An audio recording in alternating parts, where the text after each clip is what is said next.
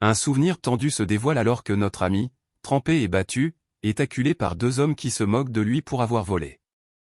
Sale rat de rue, grogne l'un d'eux, tandis que l'autre se moque de son audace. Les yeux fatigués de notre héros révèlent un mélange de peur et de défi face à ses ravisseurs. Notre ami se roule en boule sur le sol, se protégeant alors que de lourds coups s'abattent sur lui. Les voix cruelles des hommes résonnent, lui promettant une punition pour son échec. Vue d'en haut, la ruelle étroite semble froide et impitoyable, faisant écho à la sombre détermination dans les yeux de notre héros alors qu'il se prépare à ce qui l'attend. Les hommes confrontent notre ami avec de dures accusations, rejetant sa fin désespérée comme une excuse non valable pour le vol. Leurs paroles froides ne font qu'approfondir sa féroce prise de conscience. Ce monde est cruellement injuste, tandis que d'autres profitent du confort. Les orphelins comme lui font constamment face à la menace de la mort, piégés dans une lutte incessante pour la survie.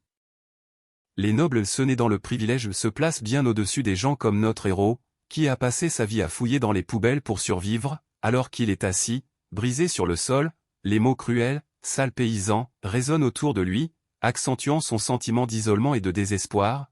Bien qu'il se soit préparé à la mort depuis longtemps, la dure réalité de celle-ci le frappe encore avec une clarté douloureuse et obsédante.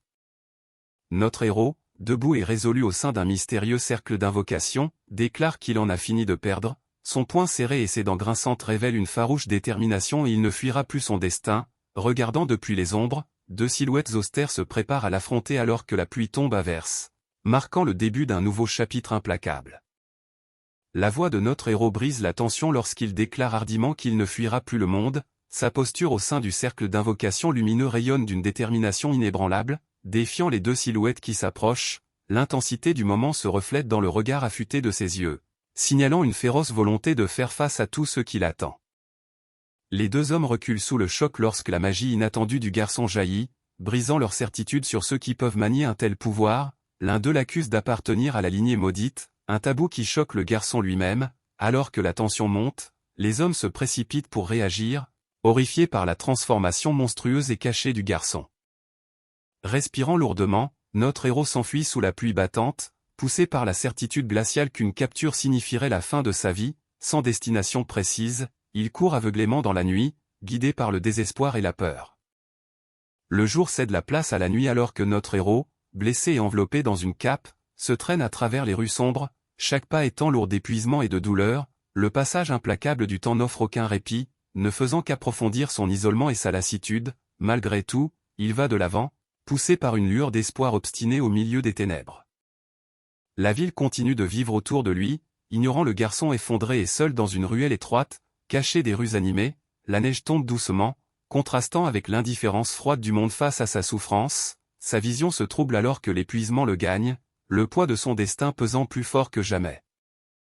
Alors que ses pensées s'embrument, les yeux fatigués du protagoniste s'affûtent de détermination et c'est le moment où tout change. Malgré son état de faiblesse, il se prépare à ce qui va arriver, pour être finalement accueilli par une voix froide et moqueuse brisant le silence. Notre héros, enveloppé dans une cape sombre et recroquevillé contre le froid, lève les yeux avec méfiance lorsqu'une silhouette vêtue d'un lourd manteau s'approche à travers la neige tombante. Cette présence soudaine brise le silence, la tension étant palpable dans l'air glacial. La voix froide nargue le protagoniste, énumérant ses côtes cassées, sa malnutrition et ses engelures comme pour se moquer de son état de détresse. L'esprit de notre héros s'emballe. Qui est cet homme qui en sait autant sur sa souffrance? L'inconnu se penche avec un sourire glacial, offrant au protagoniste un choix sinistre, laissant le poids de la décision peser lourdement dans l'air gelé. L'inconnu présente un ultimatum brutal, mourir oublié et seul, ou le rejoindre et vivre en tant que tueur. Notre héros écoute en silence, troublé par le poids du mot « tueur », malgré l'incertitude, la main tendue offre une voie sombre pour aller de l'avant. Notre héros sait au fond de lui que s'il reste sous ce ciel d'hiver glacial, il ne se relèvera jamais. Avec un regard fatigué mais déterminé, il tend la main, acceptant silencieusement la sinistre offre de l'inconnu. Le pacte est scellé par une poignée de main, liant leur destin à jamais. Les yeux de l'inconnu brillent d'une cruelle curiosité lorsqu'il demande le nom de notre héros, ignorant la faiblesse de sa voix mourante. Malgré la fragilité et l'hésitation du protagoniste, la question plane lourdement dans l'air froid. Même dans ce moment de vulnérabilité, l'exigence de l'inconnu frappe fort, révélant un trait impitoyable sous son extérieur calme. Notre héros, affaibli mais déterminé, lutte pour prononcer son nom, sa voix étant à peine un murmure lorsqu'il articule « AR, US », l'expression de l'inconnu se transforme en surprise, le poids de ce nom planant lourdement entre eux. En ce moment, le lien fragile forgé dans le froid se solidifie grâce à un nom prononcé envers et contre tout. L'inconnu songe au nom, Ar, une lueur de reconnaissance dans les yeux, avec un geste à la fois décontracté et profond, il attire notre héros vers lui, déclarant « Eh bien, à partir d'aujourd'hui, tu es mon fils ». La ruelle froide résonne du poids de ce nouveau lien inattendu. Il y a 10 ans, par une froide journée de neige, le protagoniste s'accrochait faiblement à l'homme qui l'avait sauvé de la rue. En repensant à ce moment, il reconnaît que sans l'intervention de ce vieil homme, il serait mort seul dans la rigueur de l'hiver. Le bruit régulier de pas résonne à travers la ruelle étroite alors que l'histoire bascule dans le présent, notre héros s'élance en avant, la respiration lourde, tandis qu'un cri désespéré perce l'air. Soudain, une confrontation tendue éclate, quelqu'un hurle de reculer alors qu'une silhouette braque une arme, et un cri strident de « No » résonne, signalant un danger imminent. L'homme au gilet vacille lorsqu'une balle le transperce, la bouche ouverte de choc et de douleur. L'instant d'après, une silhouette mystérieuse vêtue d'une capuche et d'un masque tire avec assurance, se révélant être Harry Wilzar, un sorcier tapi dans l'ombre de la ville. Harry Wilzar se tient froidement au-dessus de sa victime à terre, déclarant que le moment et le lieu ne signifient rien pour lui. Il s'épanouit là où le sang et la fumée dominent. Les spectateurs choqués se précipitent pour réagir, mais avant que quiconque puisse l'arrêter, Harry tire à nouveau promptement. La nouvelle vie offerte par le vieil homme a transformé notre héros en un tueur impitoyable, exécutant les ordres sans la moindre hésitation. Voici Parakeno, la ville noire, où les désirs les plus sombres de l'humanité se tordent à chaque coin de rue. Pour maintenir l'ordre au milieu du chaos, une guilde secrète de sorciers a été engagée pour préserver la paix par tous les moyens nécessaires. Gregory Scanner, un noble à 2 étoiles profondément impliqué dans le trafic illégal d'esclaves, se retrouve acculé bien plus tôt que prévu. Malgré sa façade confiante, le poids de ses 4 arrestations antérieures et les pots de vin qui l'ont maintenu en liberté semblent maintenant se refermer sur lui. Son sourire narquois cache le désespoir sous-jacent alors que l'étau se resserre. La silhouette mystérieuse s'avance, sa présence étant imposante alors qu'il révèle qu'il connaît l'identité de l'insaisissable Nighthawk. La tension s'accentue, désignant cet inconnu comme quelqu'un de profondément connecté à l'organisation de l'ombre qui observe depuis les coulisses. La réputation de notre héros a manifestement dépassé les rues de Parakeno. La silhouette mystérieuse confronte notre héros, le décrivant comme rapide, terrifiant et mortellement silencieux, un assassin qui disparaît sans laisser de traces après avoir accompli sa mission. L'assassin, connu sous le nom de Nighthawk, détient un mandat royal, un titre que notre héros accepte à contre-cœur mais qu'il n'affectionne pas. Malgré cette redoutable réputation, il admet que tant qu'il a un nom, il se sent inexpérimenté, estimant qu'un véritable assassin travaille dans le secret le plus total. La silhouette mystérieuse se penche en arrière avec assurance, incitant notre héros à agir rapidement, affirmant avoir entendu parler de la vitesse à laquelle Nighthawk élimine ses cibles. Pendant ce temps, notre héros presque quelque chose ne va pas concernant le manque de sécurité de la pièce, soupçonnant qu'il a été délibérément attiré dans un piège. Malgré la tension, il note le goût de l'inconnu pour le théâtral alors qu'il se prépare à ce qui va suivre. Le piège se referme alors que plusieurs gardes armés surgissent, hurlant des menaces et ouvrant le feu sur notre héros. Malgré l'embuscade soudaine, le protagoniste reste calme, prenant note des gardes cachés avec un hochement de tête discret. La tension explose en violence, le forçant à réagir instantanément. Notre héros désarme rapidement l'un des attaquants, utilisant son propre élan contre lui. Alors que les balles fusent, il se prépare à activer une technique puissante, criant l'incantation qui signale une augmentation soudaine de ses capacités. Le champ de bataille change instantanément alors qu'il se prépare pour le coup suivant.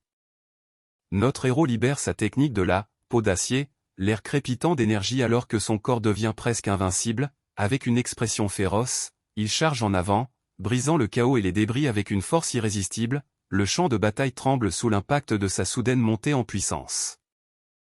Notre héros regarde calmement l'attaquant s'effondrer, abattu sans magie ostentatoire, juste un tir précis et mortel. Il songe froidement qu'une simple balle de 9 mm suffit à mettre fin à une vie. La pièce est laissée dans le chaos, la tension étant palpable alors que la bataille continue. Notre héros s'avance avec assurance, se moquant des plans ratés de son adversaire tout en tenant un objet mystérieux. L'ennemi, en sueur et désespéré, lutte pour comprendre comment ses calculs ont pu être si complètement bouleversés.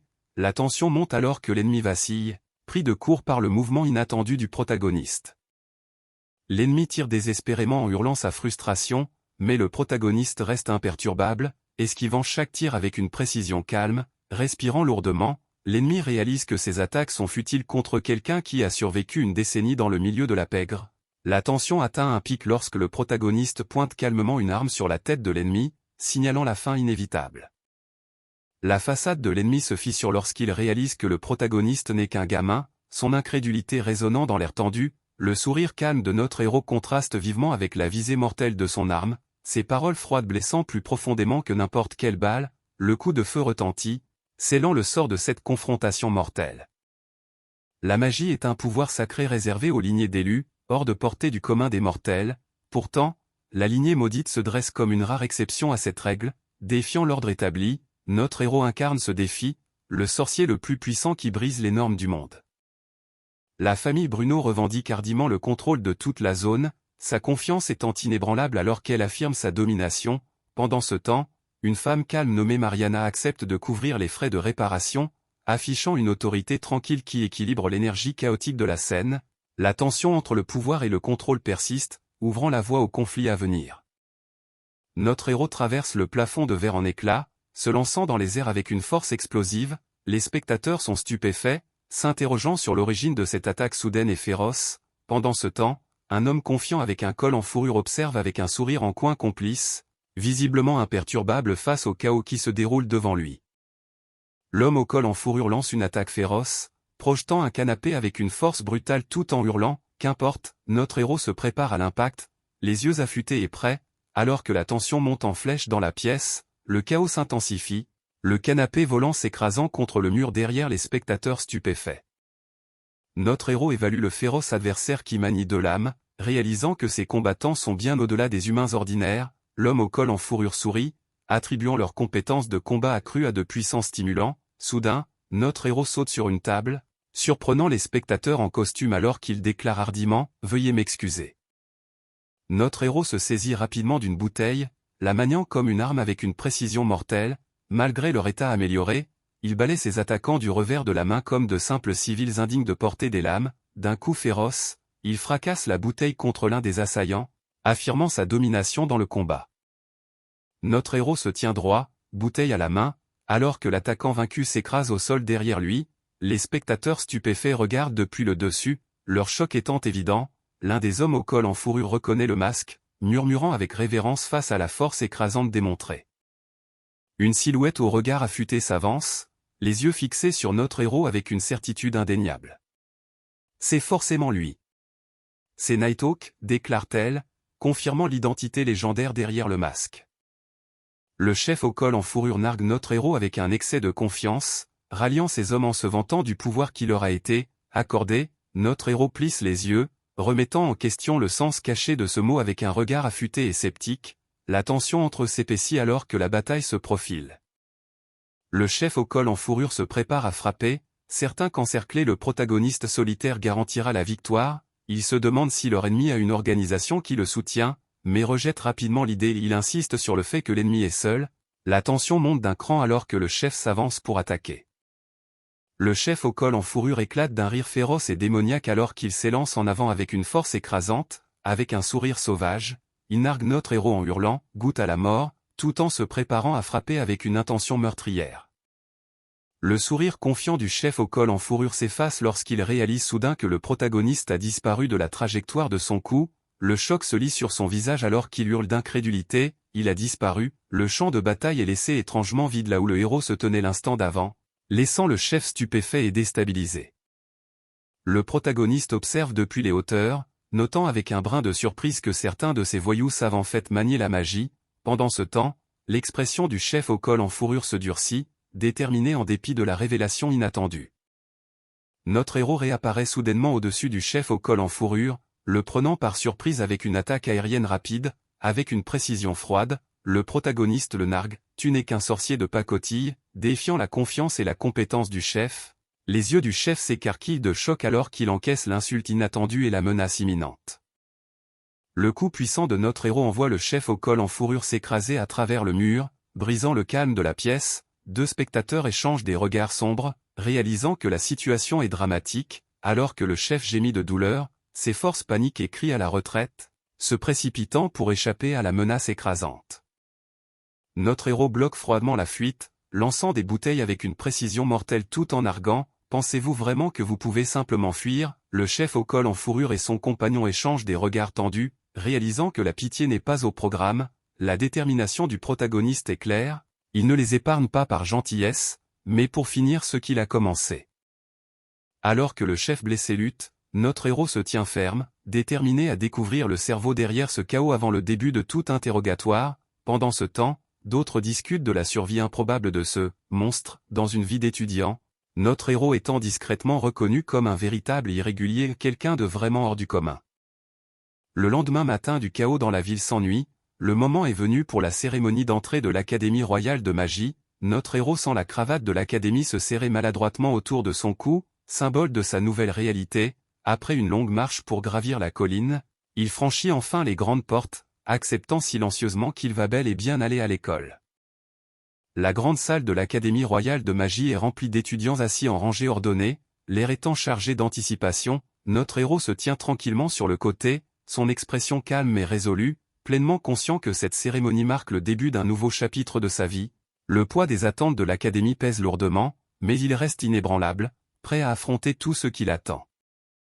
Notre héros repère un visage familier dans la foule, une fille joyeuse nommée Rua, qui l'interpelle. Leur bref échange confirme qu'ils ont tous deux réussi l'examen d'entrée, une petite mais significative connexion au milieu de cet océan de nouveaux visages. Pendant ce temps, une fille déterminée avec des lunettes et des chignons fixés sur les côtés garde son regard droit devant elle, sa présence captivant l'attention.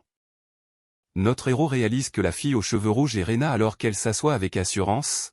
La fille aux lunettes explique que la foule comprend non seulement des candidats, mais aussi des invités et des étudiants d'élite exemptés de l'examen d'entrée. Entouré par ces nobles de haut rang, notre héros se sent de plus en plus déplacé, reconnaissant une hiérarchie bien au-dessus de celle des candidats déjà prestigieux. Soudain, une silhouette imposante vêtue d'une cape flottante fait son entrée, changeant instantanément l'atmosphère. L'émerveillement, la peur et l'anxiété se propagent à travers la foule, épaississant l'air de tension. Le regard de notre héros s'affine alors qu'il identifie la source de cette perturbation troublante. Les pas lourds résonnent à travers la grande salle alors qu'un seul homme s'approche de la scène, doté d'une présence imposante. Il se présente comme le directeur de l'Académie, le duc. Notre héros évalue le directeur, notant qu'il semble avoir la quarantaine passée, environ le même âge que son propre père. La présence imposante de l'homme et ses muscles d'acier témoignent d'un sorcier forgé par le combat réel, rayonnant d'une énergie magique fluide et stable. Réalisant cela, notre héros reconnaît qu'il y a effectivement quelques combattants redoutables au sein de l'Académie. Le directeur s'adresse à la foule, expliquant le véritable sens de « noblesse oblige », ceux nés avec la capacité de manier la magie doivent utiliser leur pouvoir pour protéger ceux qui en sont dépourvus. Il avertit que ce noble devoir est souvent mal compris et mal utilisé à l'époque moderne. Notre héros écoute attentivement, son expression se durcissant alors que le poids de cette responsabilité se fait sentir. Les mots du directeur planent lourdement dans la grande salle alors que les étudiants écoutent avec une attention captivante, le poids de leur noble devoir pesant sur eux. Le regard de notre héros s'affine, son esprit s'emballant alors que le véritable sens de « noblesse oblige » s'installe profondément en lui. Autour de lui, l'atmosphère est chargée d'anticipation, la réalité de leur responsabilité apparaissant aux yeux de tous. Le directeur souligne que ces mots forment l'un des préceptes fondamentaux de l'Académie, son regard restant fixe et sérieux. Notre héros plisse les yeux, sentant qu'il y a plus sous la surface du sourire du directeur. Un doute discret s'installe et il se demande s'il imagine simplement des choses. Le directeur rappelle solennellement aux étudiants que seulement 150 d'entre eux ont été choisis pour protéger les faibles, les exhortant à porter cette responsabilité tout en se consacrant à leurs études. L'ancien précepte, gravé dans le livre de l'Académie royale, ordonne à ceux dotés de capacités magiques de protéger ceux qui n'en ont pas. Alors que le discours se termine, des applaudissements polis remplissent la salle, bien que notre héros ressente le poids de ces mots plus profondément que la plupart. Les étudiants s'animent d'excitation, impressionnés par le fait que le directeur était autrefois le chevalier commandant Duc lui-même, une figure de grand prestige. Notre héros réfléchit en silence, réalisant que les paroles du directeur ont du poids en raison de ses racines profondes parmi les chevaliers. Il se rappelle comment la guilde a été établie pour s'occuper des tâches les plus sombres que les chevaliers refusaient de toucher, révélant l'équilibre précaire entre ces deux forces. La cérémonie d'entrée étant terminée, les nouveaux étudiants sont répartis en 5 classes, de A à E, et dirigés vers leur salle de classe respective, notre héros se retrouve dans la classe 1E, s'installant dans la salle spacieuse en gradin alors que l'heure de classe commence officiellement. Deux visages familiers saluent notre héros avec surprise et soulagement, heureux de se retrouver dans la même classe que lui, alors qu'il réfléchit en silence au fait qu'ils se sont souvent croisés depuis les examens d'entrée. L'atmosphère change lorsqu'une voix sévère ordonne à la classe de se calmer et de se préparer pour les présentations. La nouvelle enseignante principale, Liara, se présente avec assurance à la classe, captivant immédiatement l'attention par sa posture digne. Notre héros note sa présence affûtée et pense qu'il est rassurant que tous les enseignants ne soient pas comme Buhara, car Liara accorde visiblement de l'importance au maintien de l'ordre et de la discipline. Sans tarder, elle ordonne aux étudiants de vérifier leur carte d'identité avant d'expliquer le système fondamental de points scolaires de l'académie. L'enseignante principale explique que les SP sont une représentation numérique des notes de chaque étudiant, liant directement leur statut académique à une compétition basée sur la survie du plus fort. D'un ton sérieux, elle prévient qu'à partir de maintenant, tous les étudiants seront en compétition avec leur SP en jeu. Le poids de cette nouvelle réalité s'installe alors que la classe assimile la dure vérité de leur bataille académique. La voix de Liara résonne avec autorité lorsqu'elle déclare qu'à partir de maintenant, chaque étudiant sera en compétition avec ses SP en jeu. La classe s'agite avec malaise, le poids de cette brutale réalité académique se faisant sentir. Elle s'interrompt ensuite, ajustant ses lunettes, et se prépare à clarifier son décret rigoureux. L'enseignante principale souligne que les SP d'un étudiant sont le reflet numérique direct de ses notes, déterminant sa progression au sein de l'académie. Elle prévient qu'obtenir et maintenir des SP élevés est crucial, exhortant les étudiants à lutter pour y parvenir par tous les moyens. De plus, elle révèle que ceux qui obtiendront les meilleures notes se verront accorder des privilèges spéciaux, augmentant encore plus les enjeux. Notre héros réfléchit en silence, reconnaissant que le nouveau système lui convient bien, mais s'inquiète du fait que les nobles pourraient recevoir des avantages injustes. Malgré son espoir d'équité, il soupçonne que des partis pris pourraient encore influencer la compétition. Quoi qu'il en soit, il se prépare à affronter les défis à venir. Notre héros reconnaît que sa vie d'étudiant a officiellement commencé, bien que certains aspects aient demandé du temps pour s'adapter. Une fois son rythme trouvé, le mode de vie de l'académie est devenu étonnamment confortable. Notre héros équilibre ses journées entre les cours et ses nuits passées à s'aventurer à Parakeno, maintenant une routine stable en dépit du chaos. Depuis le dernier incident, son emploi du temps a été implacablement chargé, lui laissant peu de temps pour se reposer.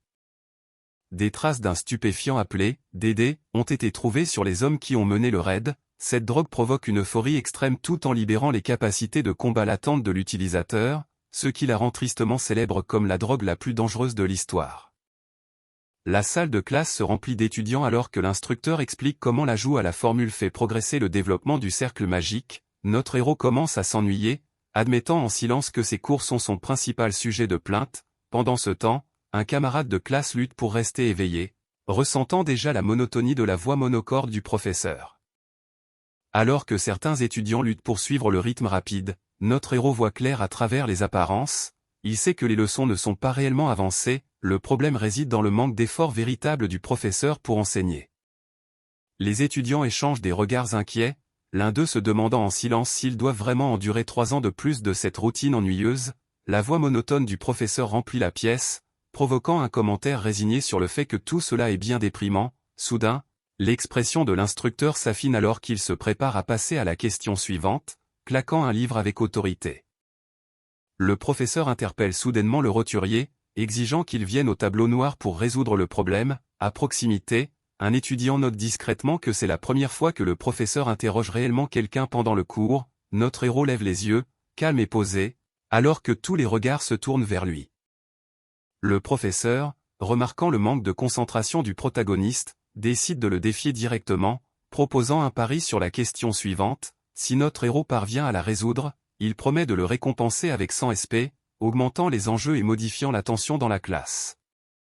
Le professeur augmente la mise, avertissant qu'un échec à répondre coûtera à notre héros 100 de ses propres SP. Il ajoute d'un ton sombre que perdre ce pari le placerait sur la voie rapide pour rater son année, son sourire sinistre soulignant les lourdes conséquences. L'expression calme de notre héros laisse entrevoir une pointe de surprise. Le professeur révèle sa véritable intention, coller la classe avec un problème dépassant de loin leur manuel. Notre héros réalise que c'était l'objectif du professeur depuis le début, confiant que personne ne pourrait le résoudre. Les camarades de classe échangent des regards anxieux, tandis que le sourire en coin du professeur laisse deviner ce qui va suivre. Notre héros s'avance avec assurance, son aura rayonnant de puissance alors qu'il défie le professeur d'une question calme et inébranlable. Pour une réponse, la classe tombe dans le silence, la tension crépitant dans l'air alors que le défi impossible plane entre eux. Le professeur révèle qu'il a déjà corrigé les failles des cercles magiques, retournant la situation contre notre héros. Le choc et l'incrédulité envahissent ce dernier alors que la confiance du professeur grandit, le laissant momentanément sans voix. Le professeur, masquant sa frustration, permet à contre-cœur à notre héros de retourner à sa place. Malgré son extérieur calme, les émotions du professeur sont indéniablement visibles sous la surface. Notre héros remarque que son rang s'est légèrement amélioré en passant de FAE. Mais cette subtile victoire le laisse insatisfait. Notre héros ressent les regards hostiles dirigés vers lui, comprenant le ressentiment qui couve parmi ses pairs, il reconnaît calmement leur jalousie, sachant pertinemment qu'un roturier revendiquant la première place est un spectacle rare et malvenu même au sein de la classe. Malgré la tension, sa détermination reste inébranlable, totalement inégalée dans cet environnement. Le coup de feu retentit dans la rue vide, signalant la fin de la mission. Notre héros se tient calmement au-dessus d'un adversaire à terre, son expression étant indéchiffrable alors qu'il se prépare pour la suite. Soudain, un rugissement féroce brise le silence, laissant présager une nouvelle menace imminente. Notre héros reste de marbre alors qu'une puissante charge frontale fracasse le sol à côté de lui, la force projetant son adversaire en arrière. L'impact violent de l'attaque contraste vivement avec l'attitude calme et imperturbable de notre héros. Juste au moment où la tension culmine, SAJ, connu sous le nom de « Buffalo » de la guilde des sorciers, fait une entrée remarquée, déclarant avec assurance que les renforts sont arrivés. Notre héros, surpris mais posé, évalue rapidement la situation, signalant qu'il n'y a finalement pas besoin de renforts. L'atmosphère change alors que SAJ se prépare à rejoindre la mêlée. Notre héros prévient calmement que provoquer davantage leurs ennemis ne ferait qu'apporter plus d'ennuis. D'un ton décisif, il ordonne la retraite, et SAJ, bien qu'hésitant, accepte l'ordre alors qu'il se prépare à laisser derrière eux le champ de bataille dévasté. Une silhouette confiante émerge, son sourire en coin et sa posture décontractée rayonnant d'une force indéniable. Voici Buffalo, une force totalement anormale et inégalée, incarnant l'esprit farouche de ce nouveau récit de fantaisie scolaire. Le décor est planté pour un affrontement palpitant où foncer est la seule option. La ville noire, Parakeno, est un endroit où la nuit ne tombe jamais vraiment, ce qui lui vaut le surnom de « la ville sans nuit ». Ici, les divisions habituelles de race, de nationalité, d'âge et de genre se dissolvent, permettant à quiconque de gagner sa vie dans ces rues sombres. Dans cette ville teintée de noir, survie et opportunité vont de pair. Notre héros s'élance en avant avec une détermination sans faille, tandis que son compagnon saute énergiquement à ses côtés. Le compagnon exprime une inquiétude persistante, se demandant pourquoi le protagoniste s'appuie toujours sur une arme apparemment obsolète au lieu d'utiliser sa puissante magie pour éliminer rapidement les menaces. Calme et concentré, le protagoniste répond avec une tranquille détermination, laissant entendre une raison plus profonde derrière son choix. Le compagnon se moque de l'arme du protagoniste, la qualifiant de simple jouet sans valeur, mais le protagoniste explique calmement que la magie, bien que puissante, laisse derrière elle des traces comme des informations personnelles qui peuvent être pistées. Préférant la discrétion et une exposition minimale, il choisit de s'en remettre à son arme pour laisser le moins de preuves possible. Notre héros explique que l'utilisation de la magie pour les assassinats est dépassée, car les méthodes actuelles d'élimination des sorciers ont évolué au-delà de cela. Soudain, le compagnon remarque que quelque chose s'approche et réagit avec surprise, disant « Quand on parle du loup ». Une nuée d'oiseaux mécaniques s'approche rapidement, leur forme tranchante et anguleuse fend dans l'air. Le compagnon recule sous le choc, s'exclamant d'incrédulité. Calme et posé, le protagoniste explique qu'il s'agit d'armes magiques de pointe, des dispositifs de traque autonomes qui traquent sans relâche la moindre trace de magie laissée derrière soi. Notre ami vise rapidement, certain que l'oiseau mécanique a dû repérer l'énergie magique de SAJ. Bien qu'il ne comprenne pas totalement le mécanisme, il décide de l'abattre sans hésitation. Notre ami admire la puissance impressionnante de l'adversaire, notant qu'il n'est pas surprenant pour quelqu'un d'avoir rejoint la guilde si jeune. Avec un cri de guerre féroce, il tire une balle enflammée droit sur l'oiseau mécanique, mais à sa grande surprise, l'oiseau esquive l'attaque sans effort. Le protagoniste explique que les oiseaux mécaniques peuvent détecter leur énergie magique, rendant les attaques directes inutiles. Réalisant qu'ils ont besoin d'une approche différente, il resserre sa concentration, déterminé à trouver le moyen le plus rapide de surmonter la menace. Avec résolution, il lève son arme, prêt à prendre des mesures décisives. notre ami décide de retourner les propres capacités de l'ennemi contre lui, calculant calmement la distance jusqu'à la cible, avec une concentration inébranlable, il libère un barrage rapide de tir avec son arme, s'en remettant à la méthode la plus fiable pour briser les défenses de l'oiseau mécanique. Les balles fendent l'air à une vitesse aveuglante, chaque tir étant précisément orienté pour exploiter les faiblesses de l'oiseau mécanique. Les yeux de notre héros brûlent d'une concentration inébranlable, calculant chaque mouvement dans cet assaut rapide, le barrage incessant pousse l'ennemi plus près de son point de rupture. Notre ami révèle sa stratégie, les 2 premières balles sont imprégnées d'énergie magique pour manipuler la position des oiseaux mécaniques, tandis que les 6 restantes sont des balles ordinaires destinées à porter le coup final et létal. Il sait que ces armes sensibles à la magie peuvent esquiver les attaques magiques, mais qu'au-delà de ça, ce ne sont que des projectiles ordinaires. Le tir simultané des 6 balles ordinaires explose, leur puissance illuminant le champ de bataille alors que notre héros observe attentivement, un témoin retient son souffle d'admiration, émerveillé par la force écrasante libérée d'un seul coup, avec un sourire confiant, notre ami demande « Qu'en penses-tu » Avec une confiance calme, notre héros range son arme au fond de son étui, reconnaissant que même ces armes apparemment modestes ont leur juste place au combat, les oiseaux mécaniques gisent vaincus, leur menace éteinte, une satisfaction tranquille s'installe en lui alors qu'il réfléchit à la victoire. Notre héros arrive à la taverne des aventuriers Yggdrasil, un carrefour animé niché dans les ruelles de la ville noire et populaire parmi les membres de la guilde. À l'intérieur, l'atmosphère bourdonne de discussion et de camaraderie alors qu'une serveuse joyeuse l'accueille chaleureusement, louant son récent succès. La taverne est animée par des aventuriers partageant des histoires et célébrant leur victoire. Un homme plus âgé et familier, arborant un sourire malicieux et les joues rougies, taquine notre héros, l'appelant « gamin » et notant sa forme récente éblouissante, notre héros, calme mais ferme, fait remarquer que l'homme est déjà ivre, s'adressant à lui en l'appelant « vieux ». Cet échange enjoué laisse deviner un lien étroit et de longue date entre eux. L'homme plus âgé, connu sous le nom de Géno Wilzar, se révèle être le père de notre héros. Bien qu'un peu éméché, il travaille désormais comme agent de liaison entre leur organisation et le gouvernement, ayant laissé derrière lui son passé d'assassin connu sous le nom de Lion d'Or. Malgré son attitude bourrue, il reste étroitement lié à notre héros et au groupe. Géno repense à la décennie que notre héros a passée sur le terrain, lui rappelant les innombrables nobles, membres de familles royales, mages et saints chevaliers qu'il a éliminés. Malgré la gravité de ses actes, notre héros a depuis longtemps perdu le compte de ses victimes, ce qui pousse Géno à envisager de faire une pause dans les contrats bien que notre héros lui coupe la parole pour demander directement quand aura lieu le prochain. Notre héros écoute attentivement alors que Géno, inhabituellement sérieux, déclare qu'il va l'envoyer à l'école. Surpris, notre héros se demande si Géno est bien sobre cette fois, tandis que Géno, avec un léger sourire, se demande à haute voix pourquoi cette décision est nécessaire. Géno insiste sur l'importance de posséder une licence de sorcier pour gagner en crédibilité dans la ville, soulignant que même le gamin SAJ en a obtenu une. Notre héros grimace à cette comparaison, réalisant que cela signifie que les nobles font plus confiance au gamin qu'à lui. Pendant ce temps, l'homme plus âgé lève sa chope, laissant entendre qu'il y a d'autres éléments à prendre en compte. Géno révèle que depuis l'incident d'il y a 3 ans, il est devenu de plus en plus difficile pour notre héros de trouver du travail. Le panneau présente ensuite le Rivers Recrown, la plus grande organisation anti-gouvernementale de la ville noire, dont les rancœurs persistantes liées à cet événement résonnent encore profondément chez beaucoup.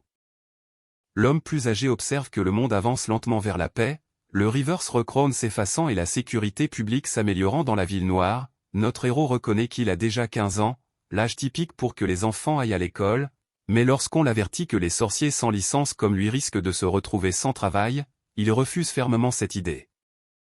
Notre héros conteste l'ordre par un calme « et si c'était ma réponse », mais l'homme plus âgé insiste fermement sur le fait qu'il s'agit d'un ordre auquel on ne peut désobéir. Reconnaissant la dure réalité, notre héros admet intérieurement qu'au sein de l'organisation, les ordres sont absolus. Il accepte alors la situation, prêt à aller de l'avant malgré les contraintes.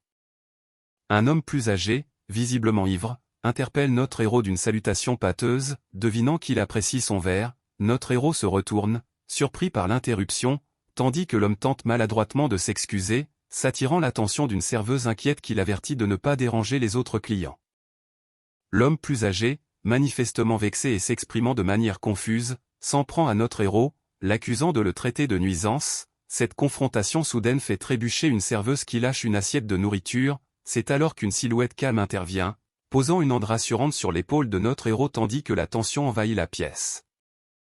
L'homme plus âgé, rouge de frustration, s'emporte bruyamment, exigeant d'être servi en dépit de son statut de roturier, il conteste amèrement le traitement injuste auquel il fait face, accusant le personnel de favoriser les nobles au détriment des roturiers. Notre héros tente de calmer le jeu, mais la colère de l'homme ne fait qu'intensifier son insistance à être traité comme n'importe quel autre client.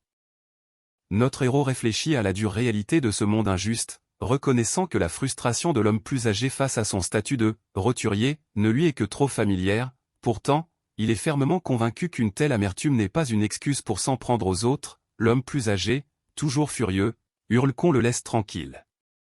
Notre héros demande s'il s'agit simplement d'un autre ordre exécutif, ce à quoi l'homme plus âgé répond solennellement que leur tâche est claire. Avec une farouche détermination, l'homme plus âgé déclare leur mission, veiller à la sécurité de la ville. Sans hésitation, notre héros brise la bouteille enflammée dirigée vers lui d'un blocage rapide. Le choc de l'homme plus âgé est évident alors qu'il recule en chancelant, incapable de croire ce qui vient de se passer. Le regard affûté de notre héros se fixe sur lui, signalant que cette confrontation est loin d'être terminée. Notre héros canalise son enchantement pour renforcer son bras, cherchant à déstabiliser l'homme plus âgé. Repérant une petite ouverture, il saisit promptement sa chance. Avec un contrôle précis, il projette l'homme plus âgé au sol, inversant le cours de leur féroce affrontement. La concentration intense de notre héros s'accentue lorsqu'il ordonne « Mettez-le à terre ». L'homme plus âgé lutte sous lui, serrant les dents de frustration. Pendant ce temps, une voix calme salue l'effort, reconnaissant les heures supplémentaires non payées, avant de remettre une liste d'écoles où l'homme plus âgé pourrait encore avoir une chance d'admission. Notre héros accepte tranquillement la gratitude autour de lui, réfléchissant au tournant inattendu des événements. L'homme plus âgé contemple la réalité de commencer l'école maintenant, malgré ses inquiétudes pour l'avenir. Alors que la scène se termine, le poids des examens d'entrée à venir commence à se faire sentir, signalant un nouveau chapitre à l'horizon. Notre héros se tient dans une pièce simple, ajustant un nouvel uniforme taillé juste pour lui. Un homme plus âgé, visiblement fier, le félicite pour son allure de noble convaincant. Alors que la lumière du matin filtre à travers la pièce, le protagoniste contemple tranquillement la réalité de la vie scolaire qui l'attend. Le printemps est arrivé, apportant une nouvelle vie et du changement. Cela fait 2 mois que le père de notre héros l'a chargé d'entrer à l'école. À présent, la scène se déplace vers Midgard, la capitale royale et la plus grande ville du pays, située à côté de la Cité Noire. Notre héros marche avec assurance dans les banlieues animées de Midgard, la capitale royale, observant les rues vivantes remplies de personnes en tenue de cérémonie. L'atmosphère est chargée d'anticipation alors qu'il assimile silencieusement l'importance de ce nouveau chapitre. Ces pas réguliers marquent le début d'un voyage qui promet à la fois des défis et du changement. Notre héros arrive à la grandiose Académie royale de magie, dont l'architecture majestueuse se dresse fièrement sous un ciel radieux. Le poids du moment se fait sentir alors qu'il contemple le lieu où son nouveau voyage va se dérouler. Notre héros explique pourquoi il a choisi cette académie de magie parmi tant d'autres options. Les frais sont étonnamment bas, coûtant moins d'un dixième des autres écoles. Bien qu'il s'agisse d'une école exclusive pour les riches, toutes ces installations sont ironiquement financées par les contribuables. À proximité, des étudiants nerveux se préparent aux défis à venir, s'offrant mutuellement des encouragements. L'emplacement de l'Académie royale est idéal, à quelques pas de la capitale et à seulement 10 minutes de l'appartement de notre héros dans les bidonvilles. Naturellement, avec un accès et des avantages aussi pratiques, l'école attire de nombreux futurs étudiants enthousiastes. Parmi eux, quelques-uns chuchotent en apercevant notre héros, le reconnaissant comme le fils de la famille Louis Bustet. Les étudiants autour de notre héros font l'éloge de l'Académie royale, s'émerveillant de voir que tous les grands noms de la haute société se sont rassemblés ici. Pourtant, notre héros note discrètement que tout le monde semble être un noble, sauf lui, et observe que les nobles sont facilement identifiables par les médailles sous leur col, tandis que ceux qui n'en ont pas sont de simples gens ordinaires comme lui. Notre héros remarque que certains nobles cachent leur statut pour se fondre dans la masse, mais ils ont souvent des relations louches. Soudain, un groupe de nobles l'affronte, outré de voir que quelqu'un de son rang inférieur ose répliquer sur le sol sacré de l'Académie royale. Bien que tenté d'éviter le conflit, notre héros se prépare tranquillement alors que les tensions montent. La foule éclate en confusion et en colère lorsqu'un noble demande à haute voix si quelqu'un de bas rang comme notre héros est seulement autorisé à rejoindre l'Académie royale. Un noble à l'esprit vif ricane, soulignant qu'aucune règle de ce genre n'existe dans les registres, tandis qu'une jeune femme déterminée défie tout le monde de réfléchir au véritable but de la classe noble. Un noble arrogant se vante de la hiérarchie au sein de la classe noble, déclarant que les 3 étoiles représentent l'élite dotée de vastes territoires et de réseaux commerciaux, suivis par les 2 étoiles qui forment la classe moyenne avec des propriétés privées. Il ricane en disant que toutes les personnes présentes appartiennent à ces 2 rangs supérieurs. Pendant ce temps, une jeune femme déterminée conteste cette vision, soulignant que les nobles à 1 étoile sont considérés comme sans valeur, manquant de terre et de statut. Seigneur de Luc affirme avec un sourire féroce que la vraie noblesse va au-delà des règles écrites, incarnant le principe de la noblesse oblige. Pendant ce temps, la jeune femme est avertie fermement de rester à sa place, rappeler qu'une noble a 1 étoile comme elle ne devrait pas répondre à quelqu'un de son rang. Le noble réprimande sévèrement la jeune femme, déclarant que ceux qui ont moins d'étoiles seront toujours inférieurs aux autres et se moque de son éducation pathétique. Il insiste sur le fait que dans leur société, les étoiles déterminent la valeur d'une personne, laissant la jeune femme visiblement secouée et sans voix. Les observateurs remarquent sa retraite dans le silence, tandis qu'un passant inquiet demande discrètement si quelque chose ne va pas. Notre héros observe tranquillement la tension, réalisant que la jeune femme a été ciblée dès son arrivée. Il note que le blond arrogant qui s'en prend à elle est une vieille connaissance, un exemple courant du sentiment de supériorité de la haute noblesse. Pendant ce temps, la jeune femme peine à répondre, visiblement ébranlée par ce traitement cruel. Le noble arrogant resserre sa prise sur les cheveux de la jeune femme, l'avertissant que défier un noble à 3 étoiles aura de graves conséquences. Il jette ensuite un regard lubrique, suggérant qu'il pourrait reconsidérer la situation si elle devenait sa femme, la laissant visiblement désemparée. Pendant ce temps, notre héros s'avance, peu impressionné par le comportement du noble, critiquant discrètement son manque de noblesse juste avant un examen important. Notre héros s'avance calmement, exigeant que le noble arrogant s'écarte. Les spectateurs environnants réagissent avec choc et curiosité, remarquant quelque chose d'inhabituel sur le col de notre héros. Malgré la tension, notre héros fait comprendre qu'il ne perdra pas son temps dans des querelles insignifiantes. La foule est stupéfaite de voir un roturier se tenir parmi les nobles, se demandant pourquoi quelqu'un sans aucune étoile serait même ici. Le calme défi de notre héros bouscule l'ordre social rigide, tandis que les nobles autour de lui expriment leur incrédulité et leur frustration face à sa présence. Malgré leur choc, il reste imperturbable, mettant en lumière l'absurdité de leur obsession pour le statut.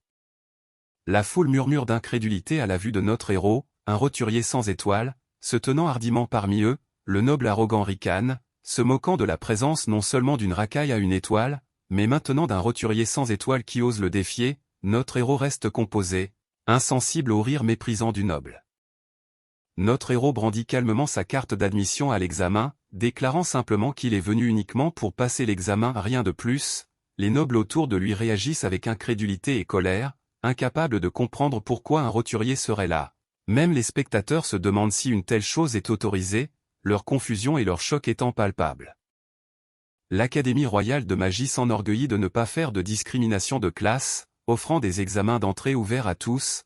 Pourtant, malgré cette ouverture, aucun roturier n'a jamais réussi à les passer. L'incrédulité est évidente alors que notre héros contemple le défi monumental qui l'attend. Un roturier pourrait-il vraiment passer l'examen?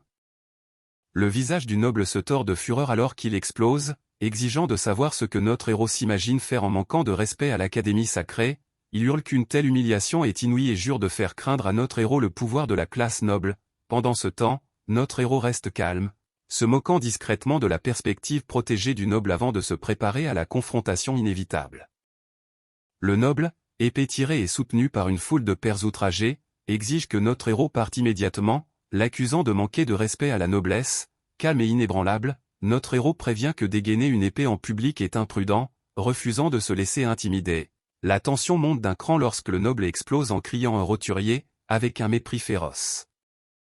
La fureur du noble éclate alors qu'il charge vers l'avant, hurlant une menace mortelle. Notre héros reste ferme, froid et serein, se moquant de l'arrogance et du dédain du noble. Sous son extérieur calme, un sombre ressentiment couve alors qu'il marmonne sa haine pour les nobles oppressifs. Notre héros contre-attaque calmement la charge imprudente du noble avec un puissant enchantement, renforçant la durabilité de son arme. Le choc du noble est palpable lorsque l'attaque échoue de manière inattendue à percer la défense. Notre héros balaie calmement l'attaque du noble, notant la piètre qualité de sa magie et de son papier. Avec un sourire confiant, il nargue le noble, se demandant pourquoi l'attaque n'a jamais abouti. Le choc du noble se transforme rapidement en rage lorsqu'il réalise son échec. Le noble s'emporte furieusement, exigeant de savoir combien de temps encore on se moquera de lui, tout en déclenchant une rafale rapide de féroces coups d'estoc. les spectateurs regardent dans une confusion totale, peinant à comprendre la vitesse et la précision des attaques du Seigneur de Luc, malgré leur perplexité. Un observateur sent que ces estocs cachent quelque chose de plus complexe qu'il n'y paraît. La frustration du noble déborde alors qu'il halète lourdement, incapable de comprendre pourquoi il est toujours repoussé malgré l'intensification de ses attaques. Pendant ce temps, notre héros reste calme et posé, son expression illisible alors qu'il se prépare à la suite. Les observateurs se demandent quel pouvoir secret ou quelle peur se cache derrière la posture inébranlable du protagoniste. Notre héros décide calmement qu'il n'est pas nécessaire de prolonger le combat, les yeux clos dans une paisible détermination. Soudain, Seigneur de Luc hurle de choc lorsque le protagoniste bondit prestement en avant, activant une technique puissante de l'école de renforcement corporel. La tension monte d'un cran alors que le noble se prépare à ce qui va suivre. D'un mouvement calme mais décisif, notre héros déchaîne la technique du renforcement des doigts, frappant le Seigneur de Luc directement au visage. Le noble hurle de douleur alors qu'il est projeté en arrière, s'effondrant lourdement sur le sol. Le champ de bataille devient silencieux un instant, tous les regards fixés sur le Seigneur déchu et la figure sereine restée debout. Seigneur de Luc se débat dans l'incrédulité, incapable de bouger alors qu'il exige de savoir ce que le protagoniste lui a fait. Calme et posé, notre héros explique qu'il a simplement paralysé le canal semi-circulaire de Seigneur de Luc d'un claquement de doigts précis, l'assurant qu'il s'en remettra sous peu. Les spectateurs environnants regardent en silence, stupéfaits, assimilant ce retournement de situation inattendu. La menace neutralisée, notre héros déclare calmement que le problème est réglé et se prépare à partir. La jeune fille, choquée et désespérée, lui crie d'attendre, mais il reste résolu, se détournant sans hésitation. La distance entre-grandit, la laissant stupéfaite et sans voix. Notre héros révèle le secret de sa victoire tranquille, s'avançant avec une confiance sereine. Le Seigneur de Luc vaincu peine à retrouver ses esprits, tandis que la jeune fille le regarde avec inquiétude. Alors que la foule réagit, le candidat le plus fort fait une entrée remarquée à l'Académie royale de magie, marquant le début d'un nouveau chapitre. Notre héros observe la vaste étendue de la zone d'évaluation, impressionné par la taille de cet espace uniquement dédié à l'entraînement. Les autres candidats partagent son émerveillement, leurs expressions reflétant la gravité du moment. Avec une confiance tranquille, il s'approche de quelqu'un, lui demandant poliment un instant de son temps. Une jeune fille s'avance, son expression sincère alors qu'elle confirme l'identité du protagoniste. Se présentant sous le nom de Rena, elle lui offre sa gratitude pour son aide précieuse de tout à l'heure, brisant la glace avec un sourire chaleureux. L'atmosphère change au début de leur conversation, laissant présager un nouveau lien en formation. Les yeux de notre héros se plissent alors qu'un sentiment de reconnaissance s'éveille en lui, se demandant s'il a déjà rencontré cette fille auparavant ou si ce n'est que son imagination. La jeune fille, prise de court, hésite en essayant de répondre. À proximité, une autre fille s'en va discrètement, tandis que notre héros minimise le moment, balayant sa vulnérabilité passée en disant qu'il était simplement une cible facile. Rua s'avance avec un sourire éclatant, se présentant comme une vieille amie de Rena et saluant chaleureusement le protagoniste. Notre héros répond simplement, donnant son nom. Haru, une autre jeune fille observe en silence, notant que Rua et Haru sont tous deux des nobles à une étoile, ajoutant une nouvelle dynamique à cette rencontre. Les filles admettent qu'elles étaient assez inquiètes pour l'examen, mais que regarder Haru leur a donné un peu de courage. L'une d'elles se demande s'il est vraiment acceptable pour des nobles à une étoile comme elle de passer le test, tandis qu'une autre remarque à quel point il est inhabituel pour un roturier de s'y essayer. Haru demande si le fait d'être une étoile les désavantageait, montrant son intérêt grandissant pour leurs difficultés. Rua confirme que seule une poignée de nobles à une étoile ont réellement réussi l'examen, rendant leur défi encore plus difficile. Une autre jeune fille réalise que pour réussir, elles devront faire preuve d'une quantité extraordinaire de puissance. Soudain, une voix forte ordonne à tous les candidats de se rassembler sur la place centrale. L'examinateur, Bubuara, se tient avec assurance sur une plateforme, s'adressant à la grande foule de candidats rassemblés sur la place centrale. Il se présente et exprime son impatience de voir leur dévouement et leur travail acharné au sein de l'Académie. Notre héros écoute attentivement, prêt à affronter les défis à venir. L'examinateur souligne que l'Académie est fondée sur la méritocratie, précisant qu'aucun examen écrit ne sera proposé. Au lieu de cela, la réussite des étudiants sera déterminée par 2 tests pratiques. Il dirige ensuite l'attention de tous vers une structure qu'il a préparée pour les épreuves à venir. L'examinateur expose la première épreuve. Chaque candidat doit toucher une cible avec sa magie pour réussir. Avec seulement 3 tentatives autorisées, notre héros analyse la simplicité du défi, tandis que d'autres réagissent avec incrédulité. doutant que le simple fait de toucher une cible puisse suffire à prouver leur valeur. Les candidats grommellent à propos de la distance de la cible, convaincus que le test est ridiculement difficile. Notre héros remet en question la logique consistant à viser une cible fixe, sachant que le vrai combat n'offre jamais une telle commodité. Au milieu de la foule, il se demande silencieusement ce que les nobles ont bien pu imaginer avec ces défis étranges. L'examen d'entrée, d'un niveau étonnamment bas, a commencé, avec des projectiles magiques fusant vers les cibles. Certains candidats célèbrent leur réussite de la première étape, tandis que d'autres peinent à se rapprocher. Notre héros regarde attentivement, curieux de la nature de la magie utilisée. Notre héros réalise qu'il a surestimé les capacités de ses pairs, notant que le temps nécessaire pour tracer un cercle magique serait un retard dangereux dans un vrai combat.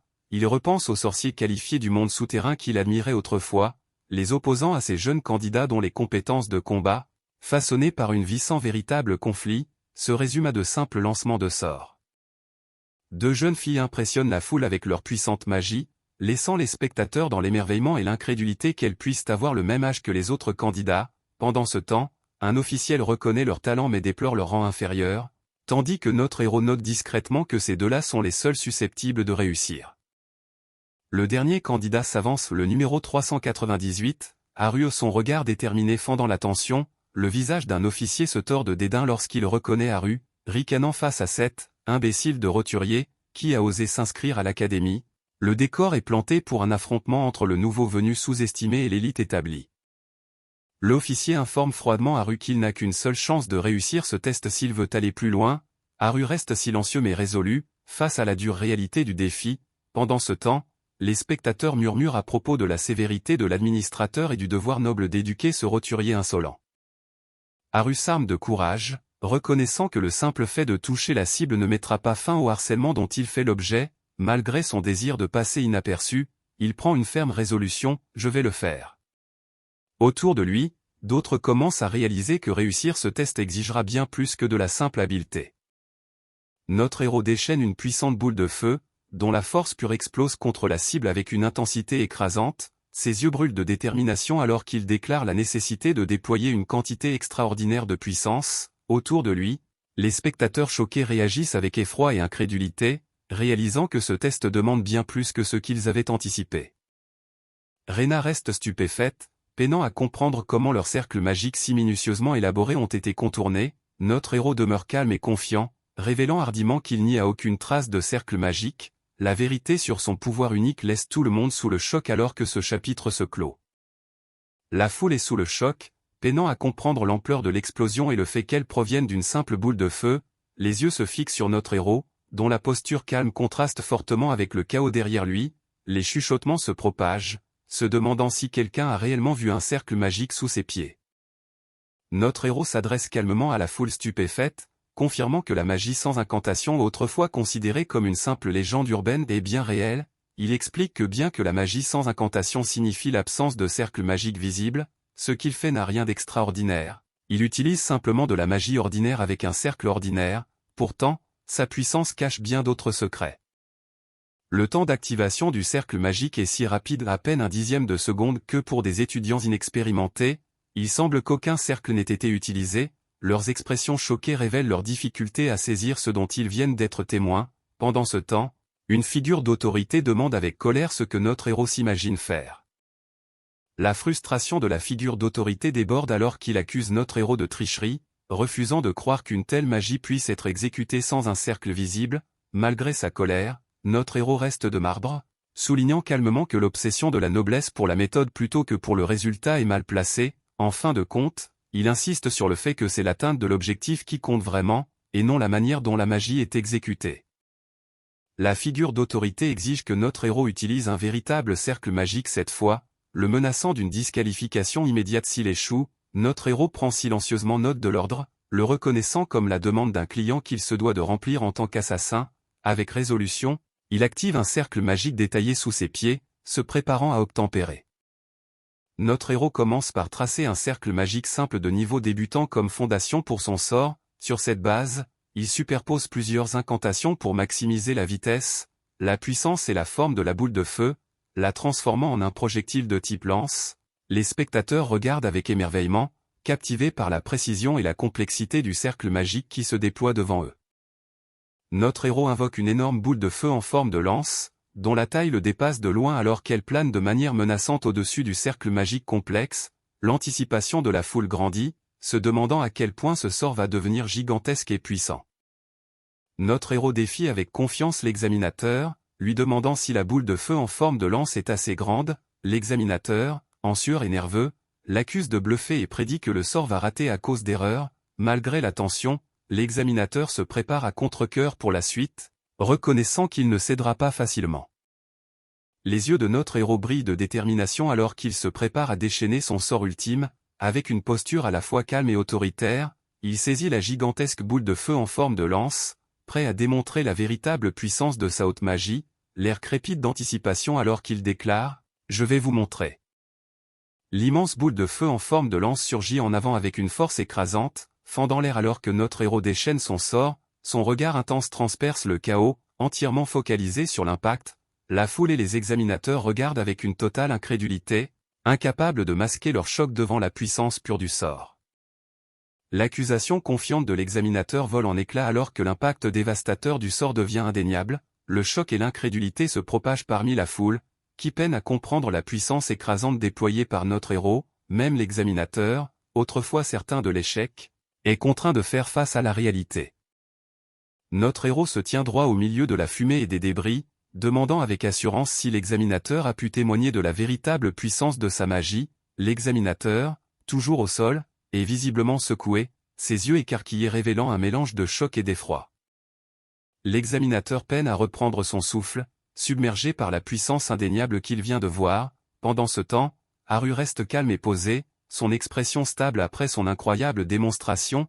L'annonce retentit haut et fort, le candidat numéro 398, Haru, a réussi le premier test.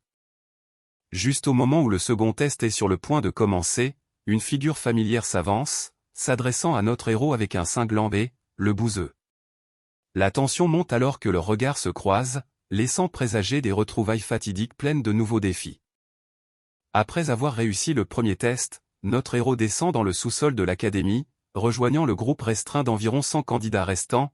Bien que l'examen ne lui ait pas semblé aussi rude que prévu, la tension monte à l'approche de l'étape suivante. L'officier commandant annonce leur arrivée, signalant le début du prochain défi.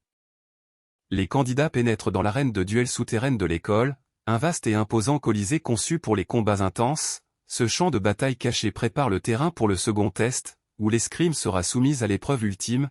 L'atmosphère s'épaissit alors que le groupe se prépare à affronter le défi. L'officier commandant s'avance, le regard affûté et impitoyable alors qu'il interpelle le protagoniste. D'un mouvement rapide, le héros tire son épée, prêt pour la suite. La voix de l'officier dégouline de dédain, se moquant de la précédente tentative de magie du feu du héros et rabaissant les sorciers de son genre en les traitant d'imbéciles. L'officier commandant s'avance, déclarant froidement qu'aucun roturier ne pourra jamais surpasser un noble. Ses paroles pèsent lourd dans l'air alors qu'il avertit le protagoniste de ne pas se ridiculiser, mais le protagoniste soutient son regard avec une farouche détermination, insistant sur le fait qu'il doit bien y avoir un roturier capable de s'élever au-dessus de la noblesse. L'officier commandant s'avance pour annoncer les duels, captivant l'attention de la foule. Malgré les paroles d'intolérance et la dureté de l'officier, le protagoniste reste résolu, refusant de reculer. Lorsque l'officier appelle le numéro 398, Haru, tous les regards se tournent vers notre héros, signalant le début de l'épreuve. L'arène plonge dans le silence lorsque le nom de Deluc résonne, révélant l'adversaire d'Haru. Deluc salue Haru avec une familiarité moqueuse, se vantant de regagner rapidement son honneur. Pendant ce temps, un sourire sinistre s'affiche sur le visage d'un noble qui a hâte de voir la vraie nature du roturier exposée au grand jour.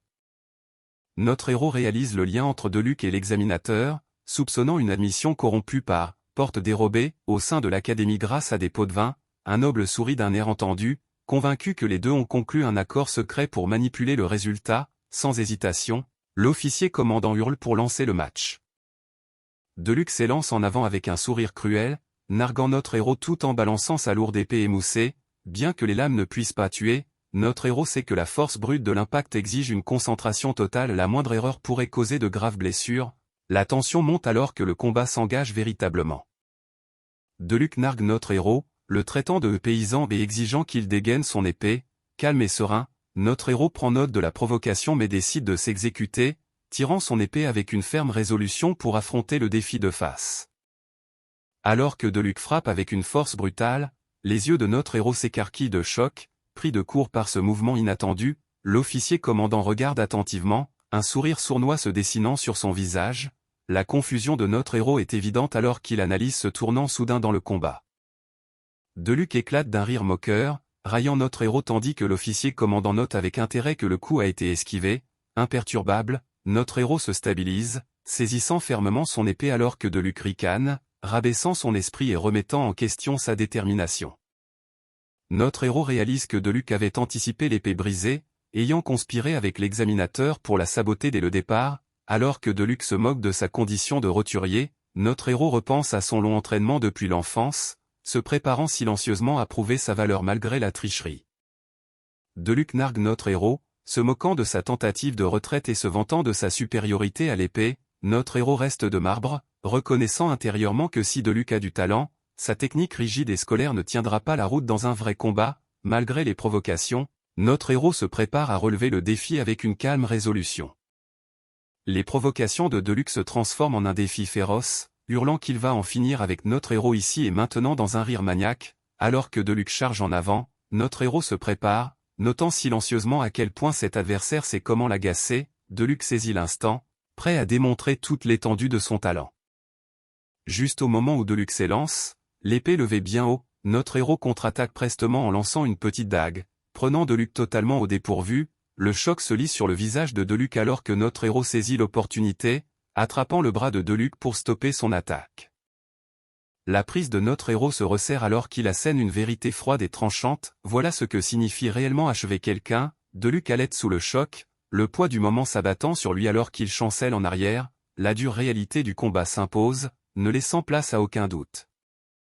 Deluc, ébranlé et vaincu, s'entend dire de ne plus jamais prononcer ces paroles imprudentes. Notre héros explique calmement que la véritable domination ne vient pas de la qualité de l'arme, mais de l'intention meurtrière qui l'anime. Deluc étant KO, la victoire revient clairement à Haru. Bien que notre héros ait prouvé sa valeur, un doute persiste, sera-t-il vraiment admis? Alors que les fastidieux examens d'entrée touchent enfin à leur fin, le poids de l'incertitude plane toujours dans l'air. 5 heures après les examens d'entrée, le personnel se rassemble pour examiner les résultats. Un membre étudie le profil de notre héros avec un vif intérêt, remarquant qu'il s'agit assurément d'un candidat intrigant. Dans la grande salle de conférence de l'Académie royale de magie, le personnel se réunit pour délibérer des résultats de l'examen. Un membre ancien proteste vigoureusement contre l'idée d'admettre un roturier, qualifiant cela de grotesque. Pendant ce temps, l'enseignante Liara trouve les capacités magiques du candidat fascinantes en dépit de son faible rang social. Le débat sur l'admission du candidat atteint une impasse tendue, une faction avertissant que cela ruinerait l'image de l'Académie, tandis qu'une autre soutient qu'il la revitaliserait. Alors que les voix s'affrontent, le président appelle à un vote à la majorité pour sortir de l'impasse. Les mains se lèvent des deux côtés, la décision reposant désormais sur l'issue de ce vote crucial. Le vote est comptabilisé, 4 pour, 5 contre, tranchant la question par un rejet serré. Le vieux membre ricane, déclarant absurde l'idée d'admettre un roturier, tandis que le protagoniste note que l'opposition vient de la vieille garde conservatrice de l'Académie. Malgré leur position, des rumeurs révèlent que certains d'entre eux acceptent des pots de vin pour laisser entrer des étudiants, mettant en lumière la corruption derrière leur défense rigide du statu quo. Juste au moment où le vote semble scellé, le président révèle qu'une dernière opinion reste à entendre, celle de M. Bubuara, le directeur, connu comme un puissant sorcier de l'ombre et ancien membre de l'élite des Chevaliers Saints. Son influence pourrait faire pencher la balance remettant toute la décision entre ses mains. Le directeur, Duc, se montre enfin, son regard intense dominant la pièce alors que le vote final est en suspens. Notre héros réfléchit calmement à ce nom, un rappel de la formidable réputation de Duc. La tension s'accentue car la décision repose désormais entièrement sur ce personnage puissant. Geno Wilzar, une figure légendaire parmi les Chevaliers Saints, est évoqué avec un profond respect. Certains disent qu'il a repoussé à lui seul une armée de plus de 100 sorciers, d'autres affirment qu'il a terrassé un dragon colossal d'un seul coup. Les récits de sa puissance incroyable sont innombrables, pourtant il disparut un jour sans laisser de traces, la rumeur voulant qu'il ait été convoqué par le gouvernement pour travailler dans le monde souterrain, bien qu'aucune preuve n'ait jamais fait surface. Le directeur révèle que Geno et lui étaient de vieilles connaissances, ayant rejoint les Chevaliers Saints simultanément et devenant rapidement rivaux. chacun s'efforçant de surpasser l'autre. À présent, la responsabilité de déterminer la véritable identité du garçon lui incombe entièrement. Avec une expression calme et résolue, il se prépare à rendre son verdict. Avec un rire retentissant, Geno Wilzar lève son verre bien haut, portant un toast au succès du garçon. Bien que le jeune homme à ses côtés reste de marbre, la joyeuse humeur de l'aîné remplit la pièce. Notre héros se retrouve entraîné à contre-cœur dans ce club privé à Parakeno, pris entre l'enthousiasme de son père et sa propre détermination tranquille. Mariana, une remarquable assassine de la guilde travaillant désormais comme espionne, réfléchit à la surprenante nouvelle selon laquelle le Nighthawk a été accepté à l'Académie royale de magie. L'homme plus âgé, amusé et intrigué, reconnaît à quel point ce succès inattendu pourrait choquer les hauts dirigeants de l'Académie. Alors qu'elle se prépare à servir les boissons, le calme de Mariana laisse deviner les secrets de son passé dangereux. Geno Wilzar rit de bon cœur, insistant sur le fait qu'il n'y a rien de mal à utiliser la force brute en ces temps de changement. Notre héros se rappelle comment Mariana est intervenue pour lui enseigner les bases de la magie lorsque son père était occupé. Reconnaissant son soutien inestimable, l'homme plus âgé note que les qualifications sont désormais essentielles, même dans le monde souterrain, car Parakeno s'est apaisé après avoir connu un passé de non-droit et de chaos. La ville est devenue un refuge pour les criminels de la société fuyant les lois strictes de la capitale, se transformant en un repère notoire de la criminalité. De ce chaos est née l'organisation connue sous le nom de la Guilde, une entité formée pour s'occuper des basses besognes que les chevaliers de la capitale ne voulaient pas toucher, également appelée au mandat royal en raison de ses liens avec le gouvernement. Notre héros proteste, demandant qu'on lui accorde du crédit aux côtés d'eux. Nighthawk pour son rôle dans le façonnement de cet héritage. Depuis 10 ans, la guilde opère dans l'ombre, ciblant les criminels les plus dangereux de Parakeno. Leur réputation inspire désormais la crainte, et les actes imprudents parmi les habitants de la ville ont nettement diminué. Soudain, une explosion brise le calme, projetant des débris dans l'air alors que toutes les personnes à la table se tournent brusquement vers la source du chaos. L'expression de notre héros se durcit, alerte et prêt à affronter la menace qui vient d'arriver. L'atmosphère bascule instantanément d'un moment de détente à une tension vive, signalant que les ennuis sont venus perturber leur réunion. Un groupe d'intrus armés fait irruption à travers le mur, déclarant hardiment que l'endroit appartient désormais à la famille Bruno. Leur chef sourit avec assurance, ordonnant à tout le monde de coopérer et de remplir leurs sacs d'objets de valeur, pleinement conscient de la richesse du club. Pendant ce temps, notre héros observe le chaos depuis le haut, calme mais vigilant. Le chef des intrus s'emporte bruyamment, visiblement agité et exigeant les objets de valeur, tandis qu'un des clients du club essaie de rester calme, disant à un compagnon de ne pas s'en faire. Notre héros réfléchit calmement que la paix est fragile et vouée à se briser tôt ou tard, notant que les intrus n'ont pas de chance d'être tombés sur la résistance des membres de la guilde à l'étage. Les intrus sont identifiés comme l'un des nouveaux Color Gang, des groupes de délinquants caractérisés par leurs vêtements et leurs couleurs assorties. La famille Bruno, la faction de ce gang, a choisi le bleu comme couleur distinctive. Pendant ce temps, notre héros reste imperturbable, peu impressionné par leur provocation, tandis qu'un compagnon propose de lui prêter main forte. Notre héros, s'armant d'une confiance inébranlable, déclare qu'il peut gérer la situation seul. L'intensité tranquille de son regard révèle qu'il est prêt à relever le défi. C'est clair, c'est l'heure du nettoyage.